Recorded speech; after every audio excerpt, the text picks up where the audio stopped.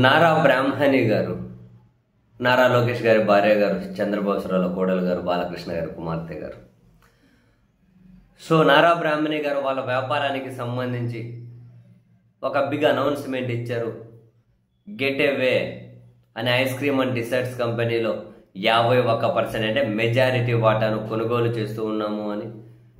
చాలా కాలం నుంచి, అంటే ఫస్ట్ నుంచి హెరిటేజ్ కస్టమర్ల నమ్మకాన్ని పొందుతూ విలువను పెంచుకుంటూ పోతూ ఉన్నాం. Get away ice creams and deserts కూడా అంతే, వాళ్ళ కస్టమర్ల నమ్మకాన్ని పొందుతూ వాళ్ళ విలువను పెంచుకుంటూ వచ్చారు. ఇప్పుడు ఆ get away ice cream and డిసర్ట్స్లో 51% మేము వాటా కొనుగోలు చేయబోతూ ఉండడం మేము చాలా గర్వంగా ఫీల్ అవుతూ ఉన్నాం. మేము ఉమ్మడిగా మా శక్తిని మరింత పెంచుకొని భారత ఆర్థిక వ్యవస్థకు కూడా మరింత తోడ్పాటు అందించడం కోసం పని చేయబోతున్నామని మొత్తం మీద అయితే హెరిటేజ్ ఫుడ్స్ అనేది గెట్ అవేలో 51% కొనుగోలు చేస్తుంది. అయితే మనం కనుక దీంట్లో అందుబాటులో ఉన్న మరింత సమాచారాన్ని కనుక చూస్తే, ఇప్పుడు కొంటున్న 51% కాదు, మరో 20%, అదనంగా 20% మార్చి 2026 తర్వాత కొనే ఆప్షన్ కూడా ఉందట. ఆ ఆప్షన్ కూడా హోల్లో పెట్టుకొని కొంటూ ఉన్నారు దీన్ని.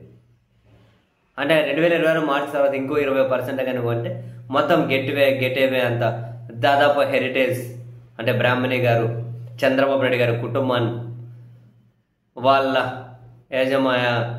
యాజమాన్యంలో ఉన్నటువంటి హెరిటేజ్ కిందకు దాదాపు ఆ కంపెనీ మొత్తం వచ్చేసేటట్లుంది.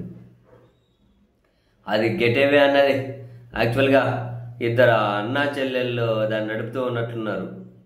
గెట్ అవే అన్నది జైషా పాష్మిషా అంట, సోదరి అంట వాళ్ళు. డ్యూ షాలు జైషా పష్మిషా అని వీళ్ళు నడుపుతూ ఉన్నట్టున్నారు.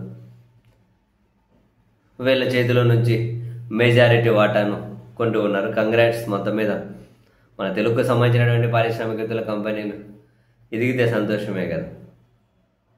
సరే, ఇది సంతోషం.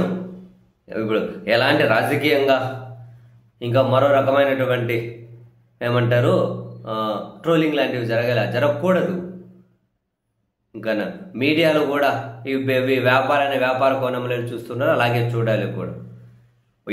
ఇటువంటివి కనుక జగన్ గారు ముఖ్యమంత్రి ఉన్నప్పుడు ఏమైనా భారతీయ సిమెంట్స్ ఏమైనా చేసింది అనుకోండి, ఇంక ఇటువైపు మీడియాలో అయితే ఇంకా భారతి గారి మీద ఎంత ఆడిపోసుకునే వాళ్ళు. జనరల్గా అట్లా పోసుకోకూడదు ఎవరైనా.